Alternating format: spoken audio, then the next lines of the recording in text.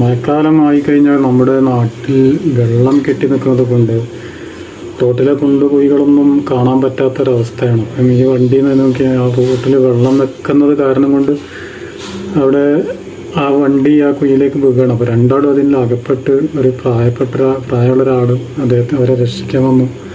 പിന്നെ മറ്റുള്ളവരെല്ലാവരും ഓടിയെത്തി. ശ്രദ്ധിച്ച് നോക്കിയാണ് ഇതാണ് നമ്മുടെ നാടിൻ്റെ അവസ്ഥ. വളരെ ശ്രദ്ധിക്കുക. നമ്മുടെ നാട്ടിൽ ഇപ്പോൾ മഴ കാരണം റോട്ടിലെല്ലാം വെള്ളം നിൽക്കുന്നത് കൊണ്ട്